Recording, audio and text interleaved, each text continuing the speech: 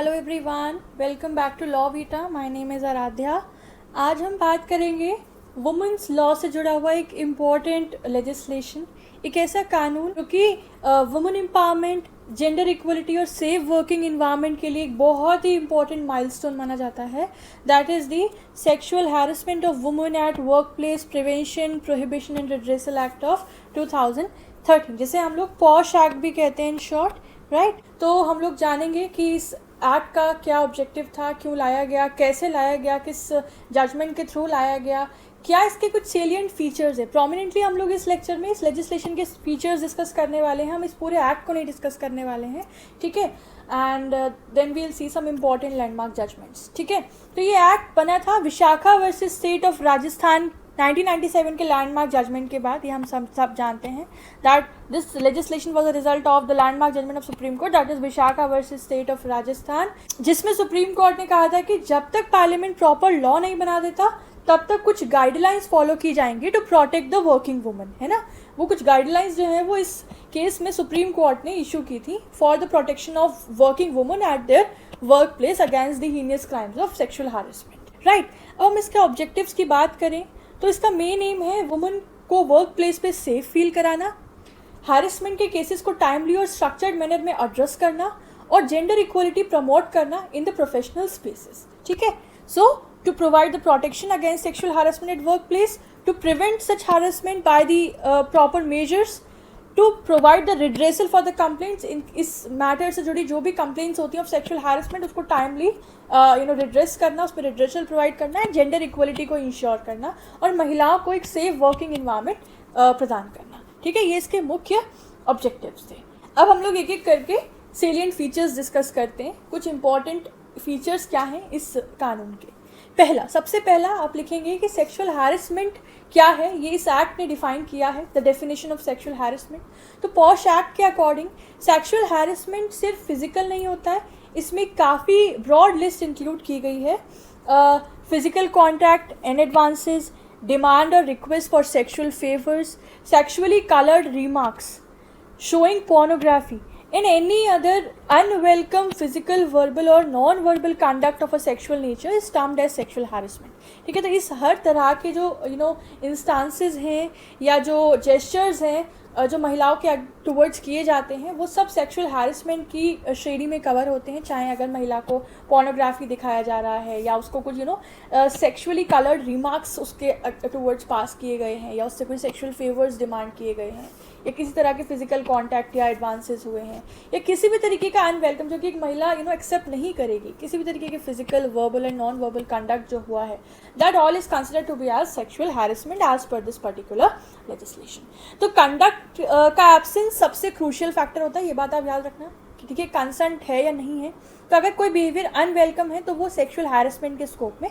Cover होता है, ठीक है। Unwelcome is basically meaning that that is not consentful and that is something which is not acceptable by the woman. Second हमारा feature है the scope and coverage. तो ये act सिर्फ working woman पर अप्लाई नहीं होता है, any woman either employed or not जो किसी वर्क प्लेस पे सेक्सुअल हैरेसमेंट फेस करती है वो इस लॉ के प्रोटेक्शन को ले सकती है, ठीक है। It is applicable to all women whether employed or not, चाहे वो उस जगह पे एम्प्लॉयड है या नहीं है, and who is alleged to have sexually harass at a work place, ठीक है। तो organise sector, unorganise sector, domestic workers, interns, trainees, ये सब को कवर करता है, ठीक है। ये सब आप लोग स्कोप में लिखिएगा। तो वर्क प्लेस का डेफिनेशन बहुत ब्रॉड हो जाता है। वर्क प्लेस में ऑफिसेज भी कवर होते हैं, फैक्ट्रीज भी कवर होती हैं, स्कूल्स, हॉस्पिटल्स, कोर्ट्स, NGOs, है ना, hospital, sport institutions, even dwelling houses and even homes अगर वर्क स्पेस की तरह यूज़ किए जा रहे हैं तो वो होम्स भी वर्क प्लेस जो है वो कंसिडर किए जाएंगे। So this is the scope of this और the coverage of this particular legislation. Now the third feature is internal complaints committee.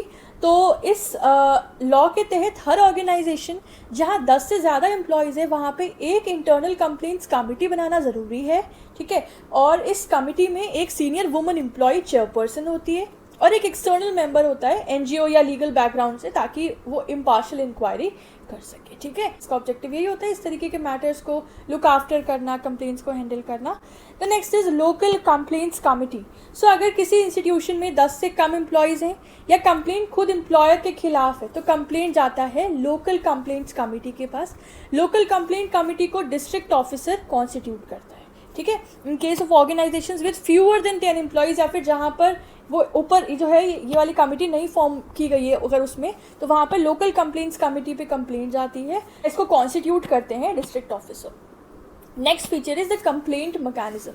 तो इस सेक्सुअल हैरेसमेंट के रिगार्डिंग जो कंप्लेंट है as per the provisions of this law, वो within 3 months file करनी होती है इंसिडेंट के बाद, ठीक है। The time period is 3 months. Valid reasons के साथ ये टाइम लिमिट 3 मंथ्स और एक्सटेंड की जा सकती है, ठीक है। It may extended to further 3 months. अच्छा, जो इंटरनल कंप्लेंट्स कमिटी उसकी इंक्वायरी कंप्लीट करती है 90 डेज में, ठीक है। उसका एक टाइम पीरियड है कि उनको अपनी इंक्वायरी कब तक कंप्लीट करनी है। So it must complete its inquiry within 90 days and submit its report within 10 days, यानी कि रिपोर्ट जो है वो एम्प्लॉयर या फिर डिस्ट्रिक्ट ऑफिसर को 10 दिन में सबमिट करनी होती है इस इंटरनल कंप्लेंट्स कमिटी को। और एम्प्लॉयर को 60 दिन के अंदर एक्शन लेना होता है ऑन द आईसीसीज रिकमेंडेशन, यानी कि इसने जो भी रिपोर्ट सबमिट की उस पर या जो भी रिकमेंडेशंस दी उस पर एम्प्लॉयर को with in 60 days of this report जो है वो एक्शन लेना होता है। तो ये पूरा आपका कंप्लेंट का मैकेनिज्म है। ये टाइम स्पैन्स जो है वो आप याद रखिएगा। चलिए, नेक्स्ट इज द कॉन्फिडेंशियलिटी। तो कंप्लेनेंट की आइडेंटिटी, विटनेस की आइडेंटिटी, रिस्पोंडेंट की आइडेंटिटी, इंक्वायरी की डिटेल्स, ये सब कॉन्फिडेंशियल रखे जाते हैं, ठीक है। अगर कोई कॉन्फिडेंशियलिटी ब्रेक करता है तो उस पर पेनल्टी लग सकती है। तो कॉन्फिडेंशियलिटी भी एक इंपॉर्टेंट फीचर है इस प्रोविजन, इस लॉ का। The next is punishment and compensation. तो अगर कंप्लेंट प्रूव हो जाती है कि हाँ the instance is proved कि हाँ गलती, there is an situation or case of sexual harassment, तो internal complaints committee जो है वो recommendation के basis पर employer action लेता है। मैंने ऊपर भी बताया था, जैसे कि एक written apology submit कराई जाती है by that accused person, salary deduction हो सकता है, termination हो सकता है, legal action भी लिया जा सकता है if needed, ठीक है। legal action लिया जाता है if needed। तो इस तरीके के कुछ इमीडिएट एक्शंस जो लिए जाते हैं upon the recommendations of ICC. और इसके साथ साथ विक्टिम को कॉम्पनसेशन भी मिल सकता है जो अक्यूज से रिकवर किया जा सकता है। The provision for compensation to the aggrieve woman is also include which may be covered, ठीक है। इसके अलावा मतलब भाई हमने बात की लीगल एक्शन लिया जा सकता है, वो डिपेंड करता है upon the seriousness of the matter और अपॉन द किस नेचर का वो क्राइम है उस पर डिपेंड करता है, ठीक है। Now the next is the penalties for non compliance. तो अगर एम्प्लॉयर इंटरनल कंप्लेंट्स कमिटी नहीं बनाता है तो ये पॉश रूल्स फॉलो नहीं कर रहा, तो यहाँ पे कुछ फाइन्स भी इम्पोज किए जा सकते हैं, जैसे कि 50,000 तक का फाइन है। एंड रिपीट वायलेशन पे लाइसेंस कैंसिल भी हो सकता है उस एम्प्लॉयर के वर्क प्लेस का या फैक्ट्री का या ऑर्गेनाइजेशन का जो भी वो रन कर रहा है, ठीक है। So the penalties for the non compliance हमने यहाँ पे 8 लिखे हैं, आप 1-2 और लिख सकते हैं, जैसे कि employer's duty to prevent the sexual harassment. मतलब पॉश एक्ट सिर्फ कंप्लेंट्स के रिड्रेसल के लिए नहीं है, बल्कि इसका एक प्रोएक्टिव एस्पेक्ट भी है। ये एक्ट एम्प्लॉयर पर एक लीगल ऑब्लिगेशन भी डालता है कि वो हैरेसमेंट को होने से पहले ही रोकने के लिए स्टेप्स लें। तो यहाँ पे आप 9 फीचर ले सकते हो, employer's duty to prevent sexual harassment, ठीक है। इसके अंदर एम्प्लॉय को कुछ इंपॉर्टेंट ड्यूटीज़ होती हैं, जैसे कि पॉश पॉलिसी को विजिबल जगह पे डिस्प्ले करना है ना, पूरी पॉलिसीज़ आप प्रिंट कराकर और एक विजिबल जगह पे अपने ऑर्गेनाइजेशन के पेस्ट करें, लगाएं, ताकि सभी एम्प्लॉयज़ को वो क्लियरली रीडेबल हो। हर साल एम्प्लॉयज़ के लिए सेंसिटाइजेशन वर्कशॉप्स और अवेयरनेस प्रोग्राम्स कराना है ना, और इंटरनल कंप्लेंट्स कमिटी की डिटेल्स सबको एक्सेसिबल कराना, और सबसे ज़रूरी कोई भी रिटेलिएशन ना हो कंप्लेनेंट के अगेंस्ट। तो इस प्रोविजन का मेन एम है वर्क प्लेस पे जीरो टॉलरेंस कल्चर को प्रमोट करना। इसके अलावा एक फीचर आप लिख सकते हो, प्रोटेक्शन अगेंस्ट विक्टिमाइजेशन। तो पॉश एक्ट ये भी इंश्योर करता है कि कंप्लेंट फाइल करने वाली वुमन को टारगेट या पनिश ना किया जाए। फॉर एग्जांपल कई बार होता है कि कंप्लेंट फाइल करने के बाद वुमन एम्प्लॉय को ट्रांसफ़र या डिमोशन या आइसोलेशन फेस करना पड़ता है। तो एक्ट के सेक्शंस के तहत ऐसा करना इलीगल है, ये एक्ट में मेंशन है। और अगर कंप्लेनेंट के साथ ऐसा होता है तो वो एक अलग कंप्लेंट भी फाइल कर सकती है इस बात को लेके। तो ये प्रोविजन इसलिए इंपॉर्टेंट है क्योंकि इससे वुमन को एनकरेजमेंट मिलता है कि to report the harassment without any fear of backlash, ठीक है। तो आप 10th फीचर लिख सकते हो, द प्रोटेक्शन अगेंस्ट विक्टिमाइजेशन, मतलब विक्टिम खुल के उस क्राइम के अगेंस्ट आवाज़ उठा सके ना, ये भी एक इसका इम्पॉर्टेंट फीचर है। Now let's see few of the important case laws. कुछ इंपॉर्टेंट केस लॉज देखते हैं जिसमें हमारे इंडियन जुडिशरी ने इस लेजिस्लेशन को हाईलाइट किया, उसके बेसिस पर जजमेंट दिए। तो पहला तो आप सबसे पहले Vishakha versus state of Rajasthan of 1997 को लिखेंगे। अगर ये नहीं लिखा तो ये आंसर इनकम्प्लीट है। तो ये लैंडमार्क जजमेंट है जहाँ सुप्रीम कोर्ट ने कहा था that sexual harassment is a violation of articles 14, 15 and 21 of Indian constitution. Right, court ने विशाखा गाइडलाइंस बनाई थी to fulfil fill the legal vacuum, जो कमी थी उस वक्त, जो कानून में प्रोविजंस नहीं थे for the protection of women at work place against sexual harassment, तो उसके लीगल वैक्यूम को फिल करने की कोशिश की थी। एंड पार्लियामेंट ने इसी जजमेंट के बेसिस पर 2013 में पॉश एक्ट या फिर sexual harassment of women at work place act जो है वो पास किया था। The second case we have mention here is Medha Kotwal Lele versus union of India. 2013 का केस है जिसमें सुप्रीम कोर्ट ने ऑब्जर्व किया कि काफ़ी इंस्टीट्यूशंस ने अब तक विशाखा गाइडलाइंस इंप्लीमेंट नहीं की थी, है ना। उस पर कंसर्न रेज किया था सुप्रीम कोर्ट ने। एंड सुप्रीम कोर्ट ने स्ट्रॉन्ग डायरेक्शंस दिए थे कि अवेयरनेस प्रोग्राम और इंटरनल कंप्लेंट्स कमिटी फॉर्मेशन करना कंपलसरी है for every organisation as per the provisions which are provided in the concern act. ठीक है, तो इसमें कोर्ट ने इस पर्टिकुलर लेजिस्लेशन की इंपॉर्टेंस को हाईलाइट किया था। एक दो और केस है लैंडमार्क केसेस तो जितने चाहो उतने लिख दो जो याद रहें। ठीक है, मैं आपको बता देती हूँ एक दो और केस। देखो, एक केस आप लिखना apparel export promotion council versus A K. Chopra, 1999 का केस है ये। तो इस केस में क्या हुआ था कि एक सीनियर मेल ऑफिसर ने अपनी जूनियर फीमेल एम्प्लॉय के साथ इनअप्रोप्रिएट बिहेवियर किया लिफ्ट के अंदर। तो दो कोई डायरेक्ट फिजिकल कांटेक्ट नहीं हुआ था, लेकिन सिचुएशन थ्रेटनिंग थी, मतलब वो महिला डर गई थी काफ़ी ज़्यादा उसके उस एक्शन से, उसके उस जेस्चर से। तो सुप्रीम कोर्ट ने क्या कहा? सुप्रीम कोर्ट ने कहा सेक्सुअल हैरेसमेंट फिजिकल टच तक सीमित नहीं है, अगर एक वुमन को अनसेफ फील होता है तो वो भी हैरेसमेंट ही माना जाएगा। Right, so somehow this case broadened the definition of sexual harassment. आप ये बात लिख सकते हो दैट इट ब्रॉडेंड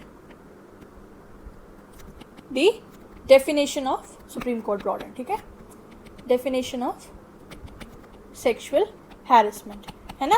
तो मेंटल डिस्कम्फर्ट, इंटिमिडेशन या अनवांटेड एडवांसेस, ये सभी पॉश के स्कोप में कवर होते हैं। आप एग्जांपल्स लिखना जो कोर्ट ने बताया कि मेंटल डिस्कम्फर्ट, है ना, अनवांटेड एडवांसेस, इंटिमिडेशन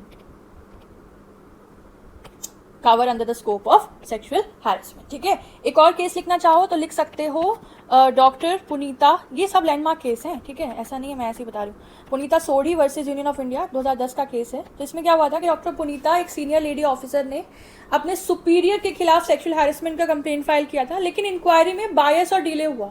ठीक है, मतलब उनकी बात नहीं सुनी गई और ध्यान नहीं दिया गया सुपीरियर अथॉरिटीज़ के द्वारा। तो इसमें दिल्ली हाई कोर्ट का ऑब्जर्वेशन था। देखिए, याद रखना ये दिल्ली हाई कोर्ट का जजमेंट था।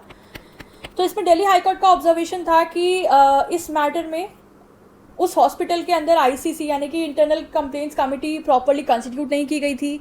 इंक्वायरी जो की गई थी इंटरनली वो बायस थी। ठीक है, भेदभाव था उसमें और विक्टिम को यहाँ पे प्रोटेक्शन नहीं मिला था। तो कोर्ट ने क्लियर किया कि आईसीसी इम्पार्शियल और ट्रेंड होना चाहिए। तो यहाँ पे कोर्ट ने आईसीसी यानी कि इंटरनल कंप्लेंट्स कमेटी के रोल को हाईलाइट किया था। ठीक है, कोर्ट ने कहा कि इनका रोल इम्पार्शियल होना चाहिए और ट्रेंड होने चाहिए इसमें जो भी ऑफिसर्स अपॉइंट किए जाएं, वरना इंक्वायरी फेयर नहीं होगी।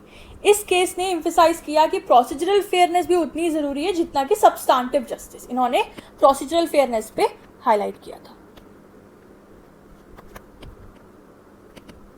ठीक है, तो ये हो गया आपका important features, landmark judgments of the posh act.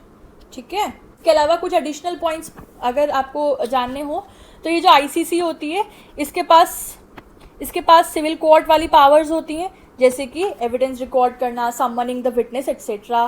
ठीक है, फॉल्स कंप्लेंट्स के केस में भी पेनल्टी का प्रोविजन है इसमें, बट मिसयूज का प्रूफ होना चाहिए। ठीक है, फॉल्स कंप्लेंट्स इसमें एडमिनिस्टर नहीं की जाती हैं। इसके अलावा proper training and awareness workshops कराना हर एम्प्लॉयर की मैंडेटरी ड्यूटी होती है। ठीक है, तो ये हो गया हमारा आज का लेजिस्लेशन, आज का लेक्चर। तो पॉश एक्ट ऑफ 2013 एक स्ट्रॉन्ग लीगल टूल है, मुझे लगता है, जो वर्किंग वुमन की डिग्निटी, सेफ्टी और कॉन्स्टिट्यूशनल राइट्स को प्रोटेक्ट करता है। लेकिन इसका इम्प्लीमेंटेशन और अवेयरनेस इक्वली इंपॉर्टेंट है, ताकि हर वुमन अपना कंप्लेंट कॉन्फिडेंटली रजिस्टर कर सके, है ना। आज भी काफ़ी ऐसे वर्क प्लेसेज हैं जहाँ पर कंप्लेंट कमिटीज़ फॉर्म नहीं होती हैं, या एम्प्लॉयज़ को इस एक्ट के बारे में पता नहीं होता है। तो हमें सिर्फ लॉ बनाने तक लिमिटेड नहीं रहना है, उसके ग्राउंड लेवल पर इम्प्लीमेंटेशन भी इंश्योर करना है। That is the main point. Enforcement होना बहुत ज़रूरी है ग्राउंड लेवल पर, ठीक है ना। तो ये था आज का लेक्चर। अगर आपको ये लेक्चर यूज़फुल लगा, हेल्पफुल लगा, समझ आया, तो वीडियो को लाइक करना, कमेंट करके अपनी बात शेयर करना, ठीक है। और हमारे चैनल लॉ वीटा को सब्सक्राइब करना मत भूलना। हमारे इस सब्जेक्ट के, यानी कि वुमेंस लॉ के, चाइल्ड लॉ के, वुमेन एंड चाइल्ड लॉ एक ही है, और किसी भी सब्जेक्ट के आपको लॉ नोट्स चाहिए तो आप हमारे इंस्टाग्राम पेज या ईमेल आईडी पे कांटेक्ट करना, ठीक है। मिलते हैं आपसे अगले एक और इम्पॉर्टेंट टॉपिक के साथ, लॉ को समझने के लिए और एग्जाम्स में कॉन्फिडेंटली अपने आंसर्स फ्रेम करने के लिए। That's it. Thank you for watching. All the best. Have a good day. Bye.